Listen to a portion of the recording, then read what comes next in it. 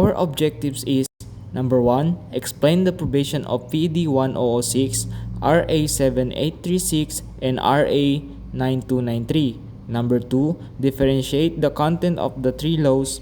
Number 3, identify the impact of these laws in Philippine education. So, good afternoon, ma'am. Good afternoon, classmate. I am Josel Devin Siniza, and I am group 13, and my topic is all about the decree professionalizing teaching, PD 1006. So the first is, so our learning objectives of this topic is, the first is, what is PD 1006 and explain its purpose and historical context. The next, define teaching as a profession of PD 1006 and analyze the impact of PD 1006 on the teaching profession, and the conclusion about the PD 1006, and lastly, reflect on how PD 1006 shapes us a future educator.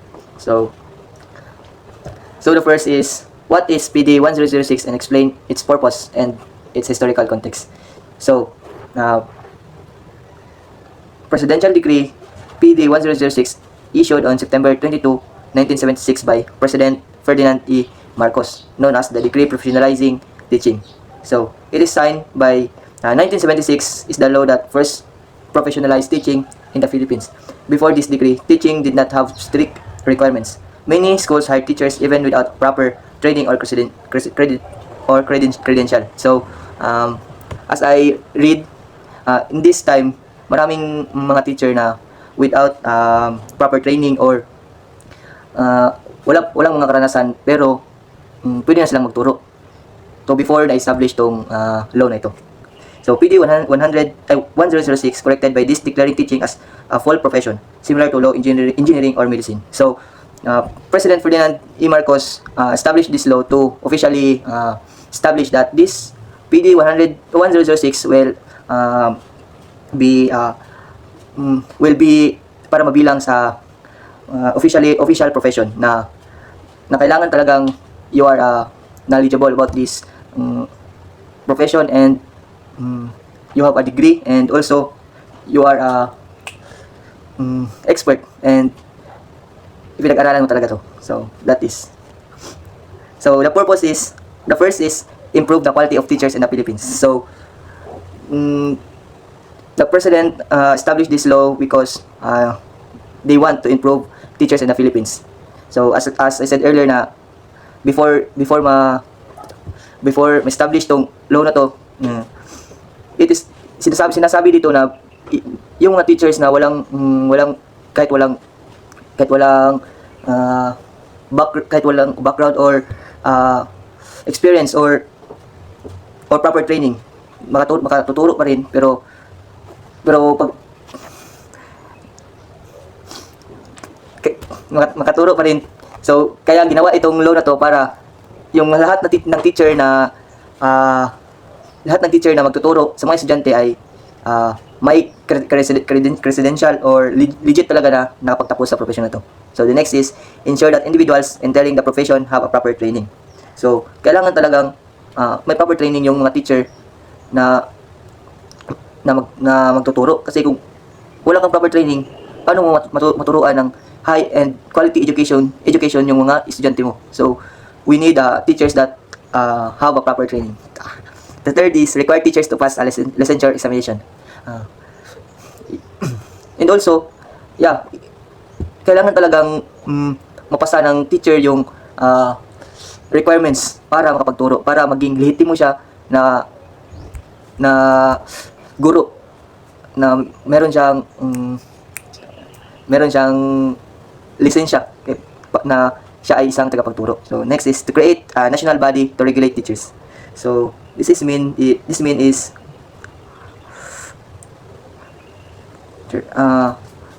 create ng that's all.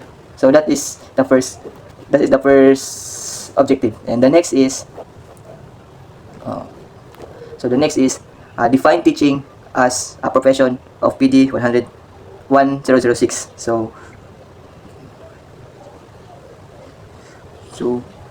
So the first is specialized knowledge and training. So teachers must complete an education degree or equivalent training before practicing. So if you are a teacher, so you need to specialize your your field, and also you need a proper training to teach, because uh, students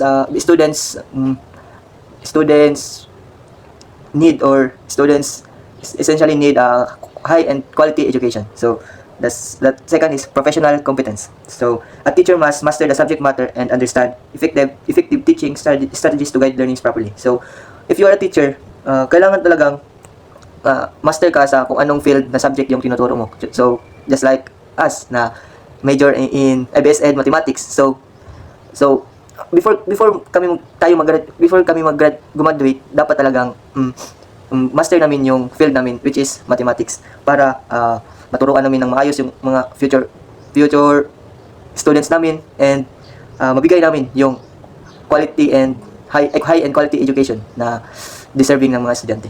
So the next is ethical responsibility. A teacher must model or good moral character, serve as a role models, and follow professional ethics. Yeah. So the third is, if you're a teacher, di naman kailangan na knowledgeable ka and knowledgeable ka pero wala kang namang wala kang good moral character. So as a teacher, you should be a role model to the student, and also dapat natin ipakita na hindi lang tayo magaling sa pagturo, and also meron din tayong mabuting kalooban, and dapat natin yang ituro sa mga estudyante natin in the future. So the next is state regulation and licensure. So a teacher cannot legally practice without the passing licensure examination for teacher, or the licensure that all teachers meet a national standard. So essential. So this state regulation and licensure are essential to us teacher, because this is nalagay na talaga to sa batas natin na kailangan talagang mapasa natin yung requirements na kailangan na mapasa yung licensure examination for teachers para maging lehitimo or legit tayong maging guro in the future. So next, that is the second objective, and the third is analyze the impact of PD 1006 on the teaching profession. So the first is raise professional standard. So this means that teachers needed proper training, degrees, and a license. This ensure that only capable individuals enter the classroom.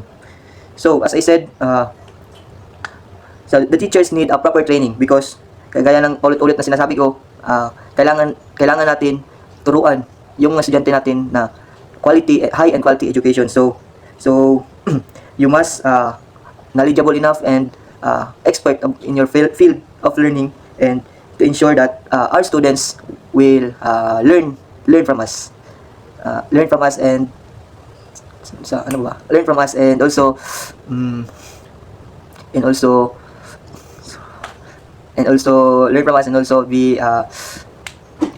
be inspired to us. So the next is improve the quality of education. So improve the quality of education with more qualified teachers. The overall teaching quality improve, benefiting students and school nationwide. So if you are a teacher and you are a legit teacher, so we need to teach our students to improve our quality education. So para pag maraming mga estudyante na gagraduate, and also marami ding mga benefits yung makuha ng angat ng ating bansa natin, because more work,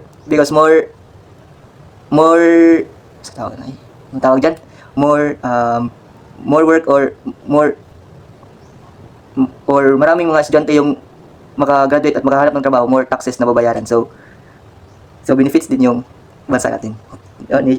School nationwide. So next is regulate the practice of teaching. So the creation of the National Board for Teachers allowed the government to monitor and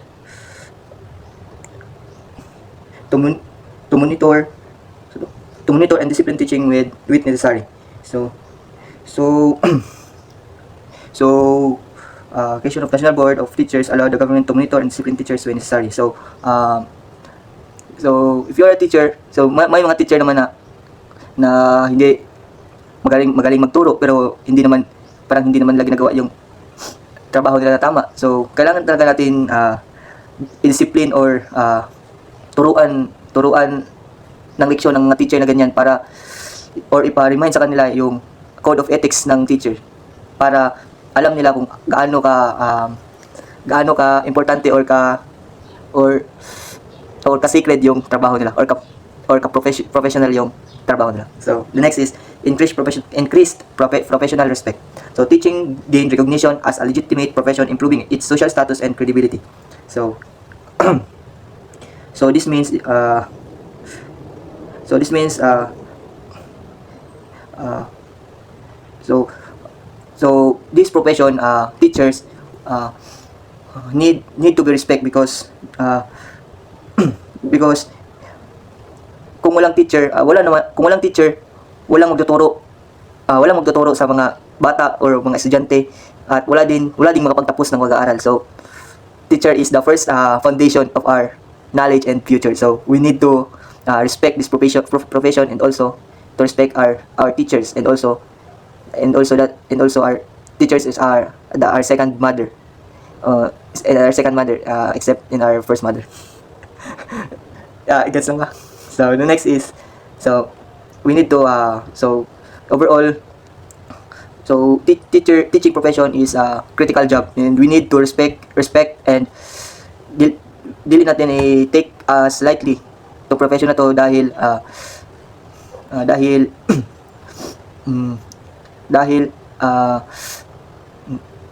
dahil dahil kailangan natin itong bigyan ng malaking respeto. So that's all for the third and for the conclusion is the fourth is the conclusion. So PD 1006 was a groundbreaking decree that transformed teaching from a loosely regulated occupation into a recognized and respected profession. So as I said earlier, before this law established the PD 1006, teachers kahit sino pa yan, kahit wala pang legitimate license, hindi pa master sa field nila, walang proper training, they can still teach before this law established. But President Marcos established this law to ensure that teacher well recognized as a respected profession, just like the doctors and also the engineers and etc. So by setting standards, requiring licensure and creating a regulatory board, it significantly improved the quality and credibility of teachers in the Philippines. So by establishing this, the credibility of the teachers in the Philippines improved because di tayo makapagturo if di tayo makapasa ng LET, di ba? Walang proper training.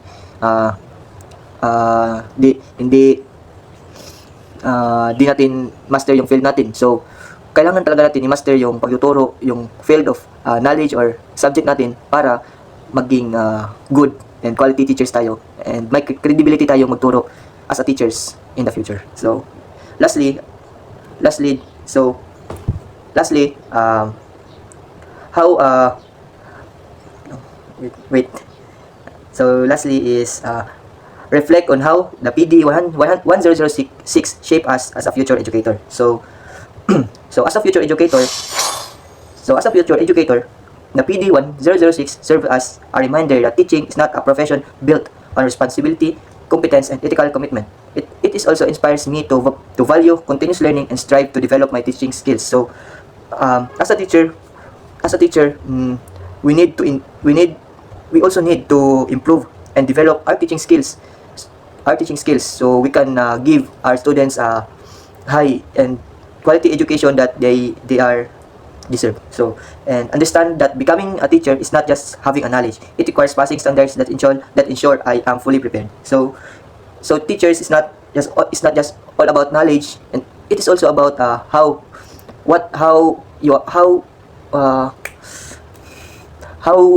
do you see yourself as a person, kung ano yung pagkakilanlan mo sa sarili mo, if you are a good person or not. So hindi lang matalino ka or magaling ka magturo, and also you have a good moral characters. That is kailangan din natin yan bilang isang guro in the future. And also appreciate the importance of professional integrity and accountability, and recognize that the public trust teachers with the development of future educators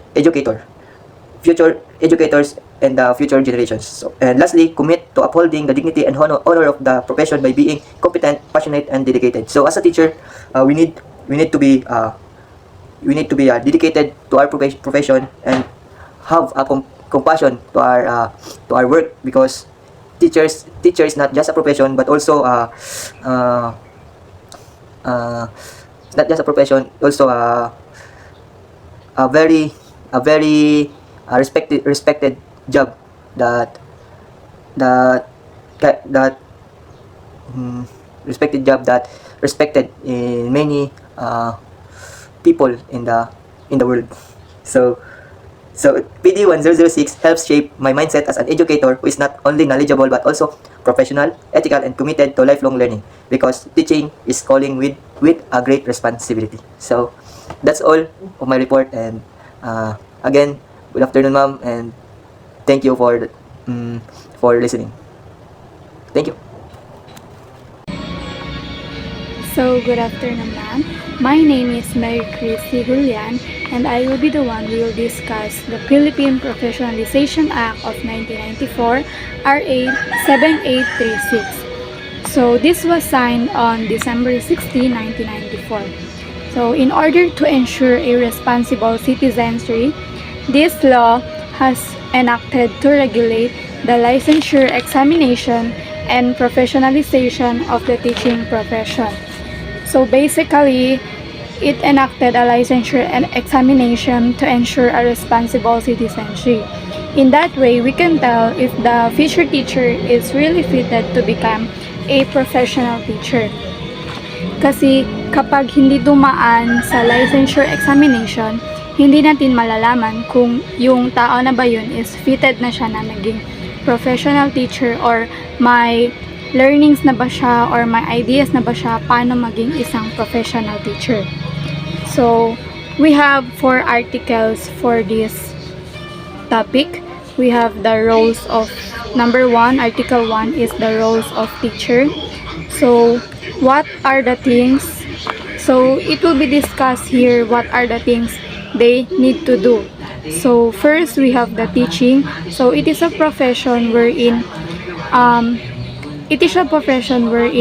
teachers will teach different kinds of lessons to the students, wherein elementary, high school, or even college. Next is we have the teachers. It is all the person who are engaged in teaching. So sila yung mga teachers basically na magtuturo ng mga lessons sa mga students. So next we have the board, which is established and constituted. And lastly, the commission refers to the Professional Regulation Commission. Moving forward for the article number 2, which is the board for professional teachers, it will be discussed here how it is created, duties, functions, and qualifications of a professional teachers. So there are 2 most important duties of the board.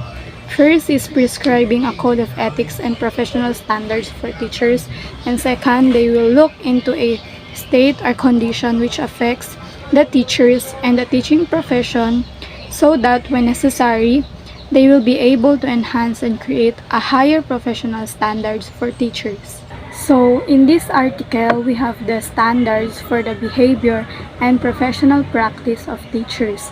First, we have the code of ethics. It is a set of goals that the teachers must have. We have the integrity, respect, and responsibility. So without this set of goals, the code of ethics is hindi magiging maayos or precise yung pagtuturo ng teacher sa mga students. And next, we have the code of conduct. So it is more detailed set of standards na align sa code of ethics. So next, the other one is the standards of professional practice. It is also a set of standards applied to all teachers. So teachers must know what they do and what are they able to do pa. So with this code of ethics, code of conduct, and the standard of professional practice, the teacher can enhance their teaching skills, and they can more deliver their ideas and new lessons precisely to the students. So now we will proceed to the article number 3, which is the examination and registration. So it is the registration of professional teachers. So they will need to be enrolled in registration of professional teachers, and before that they are required to take their professional oath before proceeding to the practice of being a professional teachers. And lastly, we have the article number 4, which is the provisions relative to the practice of the teaching profession. So anyone who is against the practice of teaching professions will have their penalty provisions. So valid certificate of registration and a valid professional license from the commission is really needed before proceeding to the practice of the teaching profession. So anyone who is against from this article or the practice of teaching profession will have with not less than 5,000 to 20,000 pesos penalty, or maybe imprisoned from 6 months to 5 years. So, dapat hindi sila maging against sa practice ng teaching profession. They must follow the rules and the practices para maging isang professional teachers. So, that's all for my part. Thank you. Good day everyone, I am Rasul Face Nanol and I am the last reporter in our group. Our topic is all about Republic Act number 9293, amendments to certain section of Republic Act 7836, known as the Philippine Teachers Professionalization Act of 1994. So before we proceed, let me discuss you the meaning of amendments. So amendments is a piece of mail, change or change of a certain portion of law. So amendments, ito yung pagbabago ng mangiilang-ilang batas at hindi buong batas mismo ang binabago or Republic Act. So in this discussion, I will tackle to you the minimal revision of Republic Act 7836. So why is there amendments to certain section of Republic Act 7836? It is because the call for the 21st century reforms. They have seen that Republic Act 7836 is not a quality solution that guarantees a quality teachers. So, the government funded LET to test the overall knowledge and proficiency of prospective teachers. So, kaya nga binuo ang LET or ginawa ang LET para matest kung sino ang mga karapat dapat maging professional na teachers or yung mga standard ng isang teachers, kailangan mo makapasa sa LET. Therefore, the teachers education schools improve their programs and faculty because they become the source of few unqualified products of graduates. So that's why the teachers education schools improve their program, kasi nga nandun mismo sa kanila nagmumula ang mga few unqualified graduates or yung mga university. So, however, the CHED make the education curriculum hard to ensure the quality graduates. So, kaya nga, for example, dito sa university natin, kaya meron tayong standard ng isang mga estudyante.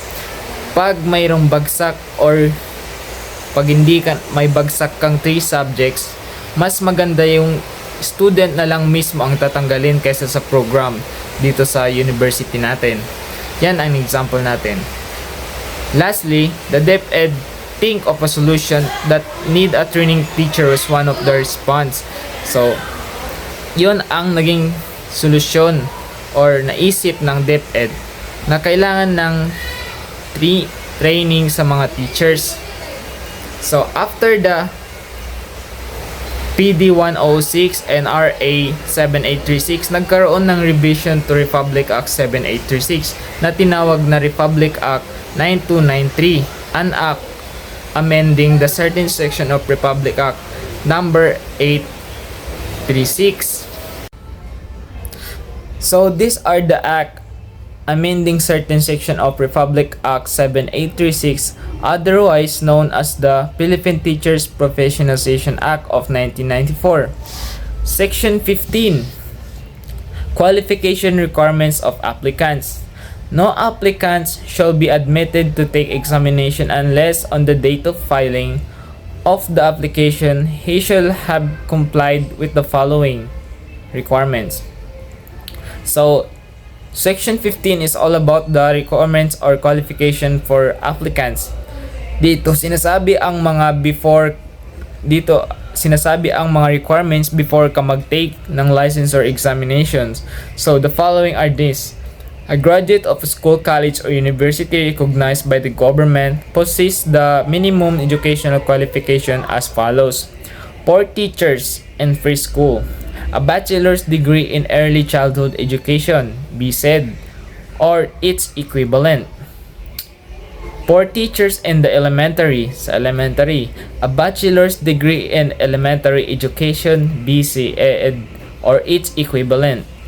For teachers in the secondary grades, which is the high school teachers, or that's it. A bachelor's degree in education or its equivalent with a major and minor, or a bachelor degree in arts and science with at least 18 units in professionalization education. And for teachers of vocational in 2 years technical, ito yung mga nagtuturo ng mga skills tulad ng mga BT-BTED or yung mga TLE teachers. A bachelor's degree in the field of specialization or its equivalent with at least 18 units in professional education. So, dito pumapasok yung tinitake natin na Teacher's Certificate Program, which is 18 units for eligible to take the exam. So, dati, sa Republic Act 7836 is 10 units lang. Ngayon, dahil sa amendments na to, naging 18 units na. Section 26. Registration and exceptions.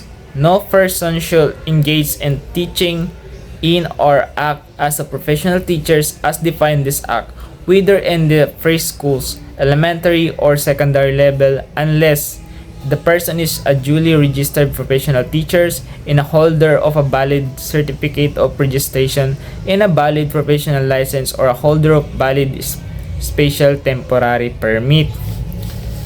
So, upon approval of the application and payment of the prescribed fees, the certificate of professional registration and professional license as a professional teachers shall be issued without examination as required in this act to a qualified applicant who is dahil sa amendments sa section 26, a holder of eligibility as a teachers issued by the Civil Service Commission and the Department a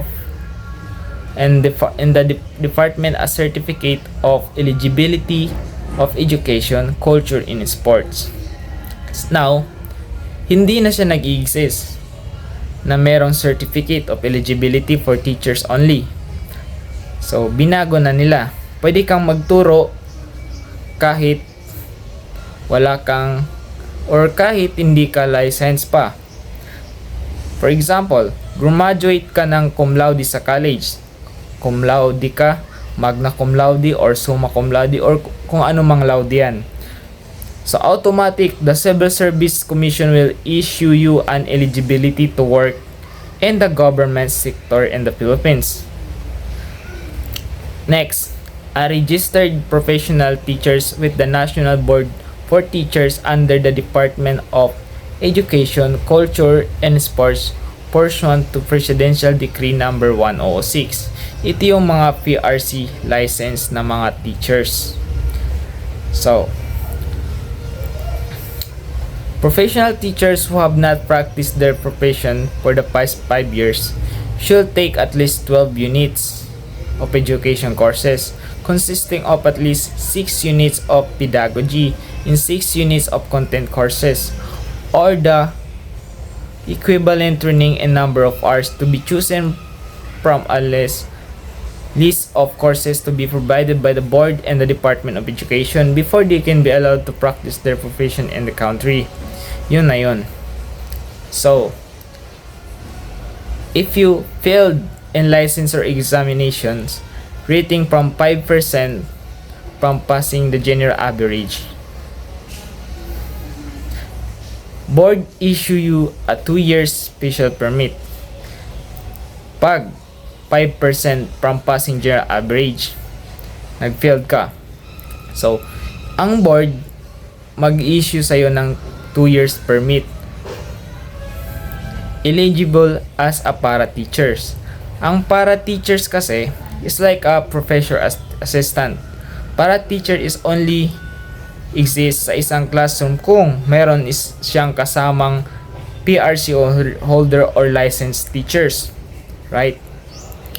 Assigned to areas where there is shortage, absence of professional teachers, DepEd Arm Education Department. So, na-assign ang isang para-teachers sa mga lugar na kulang ng mga teachers, mostly sa Mindanao. Okay? A special permit may also be issued by the board to a person who has excelled and gained international recognition in is a widely acknowledged expert his or her respective field of specialization. Ito yung kapag na-acknowledge ka ng board na pwede kang bigyan ng permit pagiging international recognition. Yon. So, next is Section 3. Section 3 to 31 of the same Act hereby amended to read as follows. Section 31. Transitory provision. Special permits with a validity of 3 to 5 years. Issued to para-teachers by the Board for Professional Teachers before the effectivity of this act shall be allowed to expire based on the period granted therein, provided that only special permit with a validity of 3 years may be renewed upon expiration for non-extendable period of 2 years. So, in this section is all about the validity kung kailan i-renew ang special permit for para-teachers. Okay, Section 4. Reference to the term Department of Education, Culture and Sports and Section 4 and Section 25. And the term DECS and Section 20 of the same Act are hereby amended to read as Department of Education or DepEd. So, yung Department of Education and Sports ay pinaikli na or binago na naging DepEd or Department of Education sa Section 4. So, Section 5. Separability clause. If for any reason, any section or provision of this Act or the application of such section or provision to any person or circumstance is declared unconstitutional or invalid, no other section or provision of this act shall be affected thereby. So, in other words, one section or provision of this act is declared unconstitutional can be validated without invalidity the whole. So, the section or provision of this act are independent from each other. Okay, Section 6. In this section, repealing clause, all law, decree, circulars, administrative orders, rules, and regulations, and other issuances which are inconsistent with the provision of this act are hereby repealed or modified accordingly. So, in this section, it states that all laws, decrees, circular, administrative orders, rules, and regulations or other issuances should be and abide to Republic Act 9293. A failure to abide will cause your modification or vacation to this law. Yun ang Section 6. So, Section 7. Effectivity, this actual take effect upon approval. In short, sa section 7, sinasabi dito, during the period of Gloria Macapagal Arroyo noong 2004. This served as a guide especially for new teachers for them to exhibit a proper behavior and be a good role model in showing proper ethical and moral principles in good standards in learning community. So, dito ito yung ethics or moral ng isang teachers para maging role model sa mga students nila.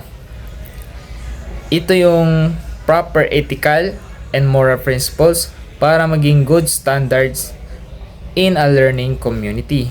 That's all and thank you.